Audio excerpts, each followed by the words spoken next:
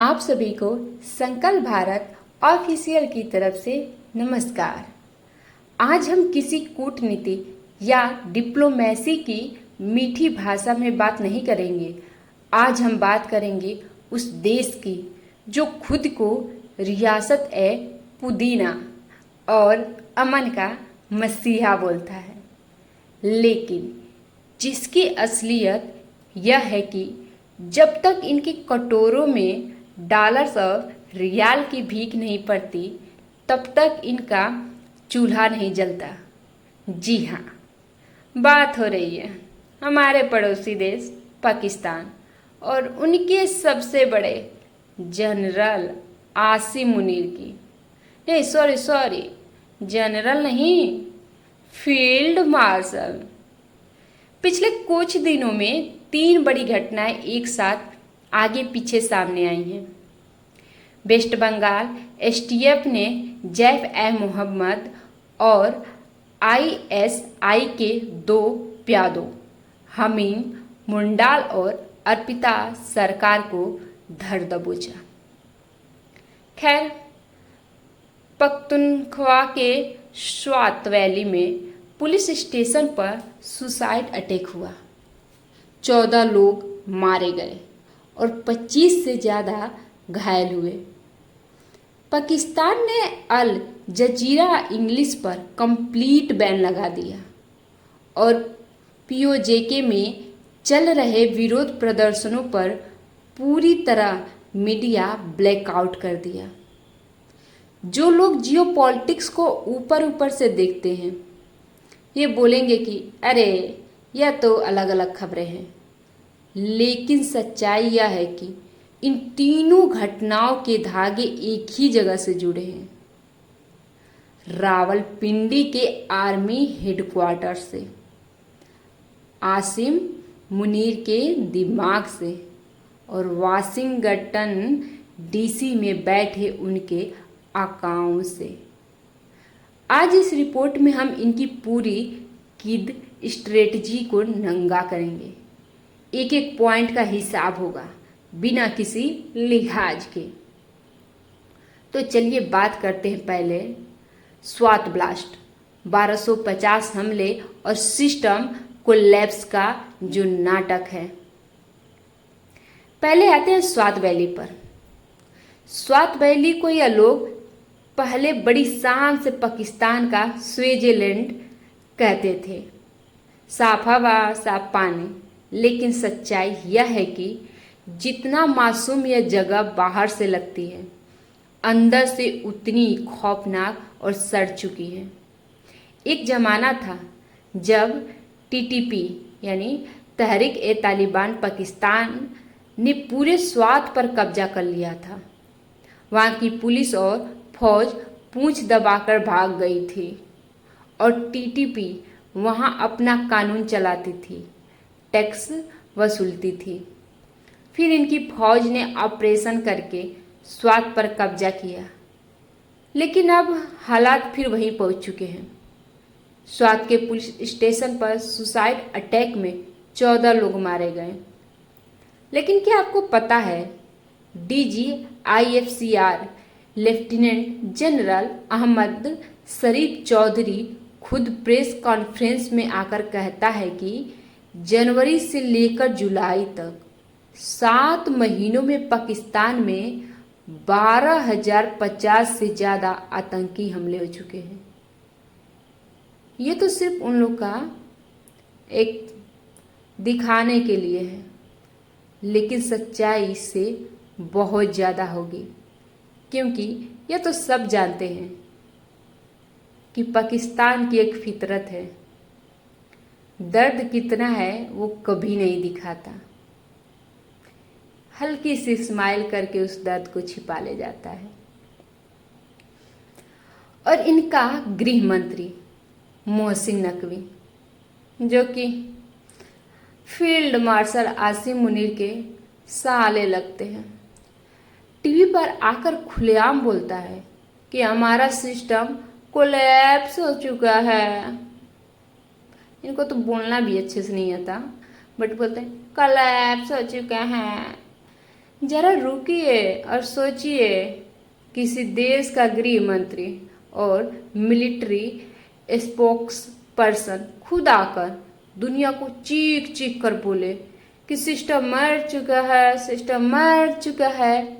ऐसा क्यों? क्योंकि इनकी पॉलिटिकल इकोनॉमी ही गिद्ध जैसी है। गिद्ध क्या करता है जरा बताना? ऊपर मंडराता रहता है और तब तक मंडराता रहता है जब तक उसको कोई जानवर मरा हुआ न दिखता हो। जब जानवर मर जाता है तब जाकर उसकी बोटियां नोच नोच कर खाता है। इनकी इस्टेब्लिशमेंट और पॉलिटिकल पार्टियां वही गिद्ध हैं। जब आपको जनता पर एक डिक्टेटोरियल सुपर स्ट्रक्चर थोपना होता है, जब आसिम मुनीर को मोहम्मद अली जिन्ना से भी बड़ा फील्ड मार्शल और फरिश्ता दिखाना होता है, तो पहले आपको जानबूझकर पुराने सिस्टम को लाचार और मरणासन दिखाना पड़ता है। इनको अपने फौजियों या जनता के मरने से कोई फर्क नहीं पड़ता। मानना पड़ता तो ये सब ऐसे ही रहते हैं, अपनी फौजों को पहचानने से इनकार करते। ये हम भारतीयों से पूछो ना। इनको वायलेंस चाहिए ताकि यह कह सके, देखो सिविलियन सरकार से नहीं संभल रहा है, अब आसिम मुनीर को ही सब कुछ सौंप दो। ऐसे ही ये करते हैं। जब भी इनके फील्ड मार्शल कमज़ोर पड़ते हैं तो ये लोग अपने घर के अंदर या फिर एक हम लोग बचे अपने पड़ोसी पे हमला करते हैं। इसलिए आप लोग हमेशा सतर्क रहें। जब भी आप लोग देखें आसिम मुनीर कमज़ोर पड़ रहा है तो अपना माइंड को अलर्ट कर लें, कुछ तो ये करने वाला है, या तो अंदर या तो बाहर। और बाहर किस पे कर सकता है? हम पे ये भी कर सकता है। हाँ, अभी क्या, हमेशा, कभी पैसों के लिए और कभी खुद की गद्दी बचाने के लिए। अब बात करते हैं प्रेस ब्लैकआउट, ताबीज़ हाशमी और अल जजीरा बैन की। लेकिन इस नाटक को चलाने के लिए क्या चाहिए? एब्सोल्यूट साइलेंस, यानी पूरा सन्नाटा, ताकि कोई सवाल ना उठा सके। इसलिए जब अल जजीरा इंग्लिश ने पाकिस्तान ऑक्यूपाइड जम्मू एंड कश्मीर में हो रहे अत्याचारों और वहाँ के लोगों के सड़कों पर आने की रिपोर्टिंग की, तो इनकी टांगें कांपने लगी और इन्होंने अल जजीरा पर बैन लगा दिया। पहले तो यही इनका अल जजीरा AI यानी ऑनलाइन कटोरा से भीख मांगने का एक तरीका कुछ दिन पहले बना था। अब ये बेचारा बैन हो गया। हाय, इनको भी कैसे मिलेगी ऑनलाइन? तो चलिए बात करते हैं। अल जजीरा कतर का चैनल है। जब तक वह फिलिस्तीन पर बोल रहा था तब तक इनको बड़ा मजा आ रहा था। जैसे ही उसने POK में इनकी सड़ी हुई फौज का सच दिखाया, बैन कर दिया। और पीछे की जियोपॉलिटिक्स देखिए। मिडिल ईस्ट में कतर का कॉम्पिटिटर कौन है? सऊदी अरब। और सऊदी अरब के साथ डिफेंस डील किसने की है? आसिम मुनीर। अरे मुनीर, और इतना ही नहीं, 27 से ज़्यादा यूट्यूब चैनलों और कंटेंट क्रिएटर्स को नोटिस भी भेजवा दिया है भाई साहब। पाकिस्तान का एक बहुत बड़ा स्टैंड अप एंकर है ताबीज़ हाशमी। हाय, वो जियो टीवी पर एक कॉमेडी शो करते थे। उनके एक छोटा सा वीडियो बनाकर सिर्फ इतना कह दिया कि यार POK में जो हो रहा है वो गलत है। उसने अपनी फौज को गाली भी नहीं दी थी। अगले दिन क्या हुआ? जियो टीवी ने उसको नौकरी से निकाल दिया और उसका शो भी बेचारा का कैंसिल हो गया। बेचारे पाक वाले और हमारे ही देश में पलने वाले कुछ गद्दार कहते हैं हाय पाकिस्तान, कितना प्यारा पाकिस्तान। अब बोलो, तभी भी ये लोग उन्हीं का गुणगान करेंगे। पाकिस्तान में आज आसिम मुनीर का कल्टर फिगर बनाया जा रहा है। ट्रेनों में उसकी फोटो, दीवारों पर उसके पोस्टर। अगर आपने आसिम मुनीर के खिलाफ एक शब्द बोल दिया तो आप कौन है? गद्दार। इनकी हालत यह है कि इनकी एक एक्स वाइफ है इमरान खान की, रेहाम खान। वह टीवी पर आकर एक 12 अंडों की ट्रे लेकर बैठती हैं और लोगों को समझाती हैं कि आप 1 दर्जन अंडे खरीदते हैं ना, वैसे ही हमें 12 सूबे प्रांत चाहिए। अरे भाई, इनके देश में अंडों से सूबे समझाइए जा रहा है। इनकी जनता की औकात और बौद्धिक स्तर ही यही बनाकर रख दिया गया है। क्या कर सकते हैं? पढ़े लिखे लोग, बहुत ज्यादा पढ़े लिखे लोग, वर्ल्ड के सबसे पढ़े लिखे लोग। चलो अब बात करते हैं इंसेट, जेनेटिक विकार और पीओ के पत्रकार का जो सच है। अब हम इनके मानसिक स्तर और इनके समाज की कड़वी सच्चाई पर बात करते हैं। इनका एक सीनियर जर्नलिस्ट है रिजवान रजी। कल तक यह लोग पीओके के लोगों को कश्मीरी भाई और मुजाहिद बोलते थे। आज जब पीओके के लोग बिजली के बिल और आटे के लिए सड़कों पर उतर आए हैं तो रिजवान रजी टीवी पर आकर पता है क्या बोलता है? वो बोलता है मीरपुर के हर बंदे ने लंदन जाने के लिए अपनी माँ और अपनी बहन से शादी कर ली है। जरा शब्दों पर गौर कीजिए। यह है इनके पाकिस्तानी मीडिया का असली चाटने वाला चरित्र। जिनका थोड़ा बड़ा कट्टा था, वो थोड़ा बड़ा बचा है ना, वो भी काट देते हैं सब, ये सब अपने ही मुंह से। आज जब पीओके के लोग अपना हक मांग रहे हैं तो इनको उनकी माँ बहनों की गाली देनी पड़ रही है। लेकिन असलियत क्या है? यह जो इंसेस्ट यानी परिवार में शादियां की बात कर रहे हैं, यह पूरे पाकिस्तान में बीमारी की तरफ फैली हुई है। आपको एक डायरेक्ट उदाहरण देती हूं। जनरल आसिम मुनीर की बेटी की शादी किससे हुई है पता है? आसिम मुनीर के सगे भाई के बेटे से। शहबाज शरीफ के परिवार में, इसहाक डार के परिवार में सब आपस में चाचा भतीजे और कजीन में शादियां कर रहे हैं। भाई, ये तो जो वहाँ के बड़े बड़े बादशाह टाइप के लोग हैं उनकी एग्जाम्पल है। तो आप सोचिए नीचे जो उनके नीचे हैं उन लोग का क्या हाल होगा। तो कैसे इन लोग का विकास होगा? जब घर ही में ये लोग शादी करेंगे तो माइंड का कुछ प्रोग्रेस होगा? भाई बायोलॉजी इन लोगों को पढ़ना चाहिए पहले, पेडिग्री वाला। चलो, जेनेटिक्स का तो ये जी भी न जानते हो, ऐसे नहीं कहना चाहिए, बट कहना ही चाहिए। ये ऐसे ही हैं, कुत्ते के शकल जैसा तो इनका एक नक्शा बन गया है। अरे इनके देश का। ठीक है, चलिए हम लोग बात करते हैं जो कह रहे थे। तो साइंस कहती है कि जब आप पीढ़ियों तक परिवार के अंदर शादियां करते हो तो गंभीर जेनेटिक्स विकार और साइकोलॉजिकल समस्याएं पैदा होती हैं। इनको कौन ही बताए।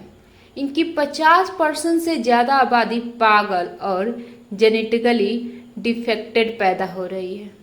बताओ भाई। अब तुम लोग बोलोगे क्या बोल रही हो तुम? भाई सही बोल रहे हैं। इसलिए जब कोई पाकिस्तानी टीवी पर आकर अजीब अजीब हरकतें करता है या बकवास बोलता है तो समझ जाइए कि इनके डीएनए में ही खराबी है। इनका आप क्या ही कह सकते हैं बेचारे को, जब इसका डीएनए ही खराब हो गया है तो। लेकिन फिर भी इन लोग के अंदर ना थोड़ा भी तमीज नहीं है कि कैसे क्या बोलते हैं। थोड़ा तो दिमाग लगाना चाहिए। लेकिन नहीं भाई, ये लो दिमाग लगा ले तो दिमाग की ही बेइज्जती ना हो जाए। बताओ बताओ। अब सबसे बड़ा जियोपॉलिटिक्स का सवाल, अमेरिका इस पूरे खेल में क्यों शामिल है? बहुत से लोगों को गलतफहमी है कि अमेरिका दुनिया भर में डेमोक्रेसी बांटता फिरता है। अमेरिका को पाकिस्तान में 1% भी डेमोक्रेसी नहीं चाहिए, क्योंकि डेमोक्रेसी में होती है पार्लियामेंट, होते हैं चेक्स एंड बैलेंसेस। और जब सऊदी ने यमन युद्ध के वक्त पाकिस्तान से आर्मी मांगी थी तो नवाज शरीफ ने मामला पार्लियामेंट में डाल दिया था और पार्लियामेंट ने मना कर दिया। सऊदी और अमेरिका समझ गए कि इनसे सिविलियन सरकार के थ्रू काम नहीं करवाया जा सकता। अमेरिका को चाहिए single window system. Single window यानी वाशिंगटन से एक फ़ोन कॉल जाए और रावलपिंडी में आसिम मुनीर को दुम हिला के, ना कोई डिबेट ना कोई कानून। समझ गए ना दुम हिला के कहने का मतलब? अरे इनका जो नक्शा का है डीओजी, हाँ, आसिम मुनीर तुरंत ऑर्डर पूरा करे। अमेरिका जानता है कि पाकिस्तान के पास ना कोई सॉफ्टवेयर इंडस्ट्री है, ना एआई है, ना कोई गूगल माइक्रोसॉफ्ट का सीईओ निकल सकता है। पाकिस्तान के पास सबसे अच्छे जानते हो क्या निकल सकता है? हाँ समझ गए, वही सबसे अच्छा कौन मांग सकता है। इसमें अगर किसी को रिवार्ड मिले ना, सबसे आगे भाई कोई उसको मतलब उसके आस पास भी नहीं है, समझ जाओ। और ये पाकिस्तान का जो टैलेंट है ना, visiting violence upon helpless people, यानी दूसरों के गंदे खूनी और कोवर्ट काम करना। इमरान खान ने एयरबेस देने के लिए एब्सोल्युटली नॉट बोला था, क्योंकि वह जनता के प्रति जवाबदेह था। आज आसिम मुनीर ने नूर खान एयरबेस पर अमेरिकियों को बैठा रखा है और इनकी औकात देखिए, यह चीन के आगे भी घुटने टेकते हैं। चीन इनका बाप बना बैठा है। अमेरिका तो बड़ा बाप है, ये है, इनको समझ नहीं आता कौन किस बाप के पास पहले जाए, किस बाप के पास पहले। दो दो बाप जो बैठा के रखे हैं, दो ही नहीं, समय आने पर ये सबको बाप बना लेते हैं। और चीन में शी जिनपिंग में उइगर मुसलमानों पर क्या अत्याचार होता है सबको पता ही है। एक वक्त पर तो चीन ऑथोरिटीज ने शी जिनपिंग में दही पर बैन लगा दिया था, यह कहकर कि दही खाने से हिंसक दिमाग बनता है। ये महान है भाई। हमारे यहाँ कर देखो, उस पर इनके मुंह से एक शब्द नहीं निकलता, क्योंकि यह चीन के गुलामी बेटा जो है और अमेरिका के भाड़े के गुंडे बट एक शैतान बेटा। अब चलिए हम लोग बात करते हैं Bengal STF module and Bharat पर नया अटैक प्लान। अब आते हैं सबसे मुख्य और गंभीर बात पर, इस पूरे खेल में भारत कहाँ आता है? भाई ध्यान से सुनना, ये अपने देश की बात है, बहुत सतर्क रहना। वेस्ट बंगाल एसटीएफ ने जैश ए मोहम्मद के 2 लोगों को पकड़ा, हमीम मुंडाल और अर्पिता सरकार। यह लोग वीवीआईपीएस के काफिलों को फॉलो कर रहे थे। दिल्ली में जंतर मंतर पर प्रोटेस्ट के दौरान पुलिस की यूनिफॉर्म पहनकर घुसने और वायलेंस क्रिएट करने के चक्कर में थे। और करो प्रोटेस्ट। यह छोटे प्यादे हैं, लेकिन आसिम मुनीर अभी भारत में हमला क्यों करवाना चाहता है? बोले थे ना, क्यों करवाना चाहता है? हिसाब बिल्कुल साफ है भाई। पीओ के इनके हाथ से जो फिसल रहा है और उसके साथ इनकी गद्दी भी। खैबर पख्तूनवा पर इनका कंट्रोल खत्म हो चुका है। बलूचिस्तान का 55 से 60% हिस्सा पाकिस्तान आर्मी के कंट्रोल से बाहर हो चुका है। जब घर में चारों तरफ से थू थू हो जाती है, जब हर तरफ से घिर जाते हैं, तो इनकी हार्ड स्टेट प्लेबुक का एक ही नियम होता है, भारत में कोई बड़ा आतंकी हमला करवाओ। आसिम मुनी अभी बड़ा तो नहीं करवा पाएगा क्योंकि अभी उसकी हैसियत नहीं है, लेकिन हाँ वो छोटे मोटे करवा रहा है। जो आप देखे ही हैं अभी क्या किया है, 2 मजदूरों और एक हमारे सुरक्षाकर्मी पर, ये उसी का हाथ है भाई। और इधर वेस्ट बंगाल में भी कोशिश कर लिया, जंतर मंतर में भी उसका हाथ था, और भी लोगों का बहुत हाथ था, लोगों मतलब देशों का। अपने एक पड़ोसी और हैं, एक ही क्या 2 लोग हैं, और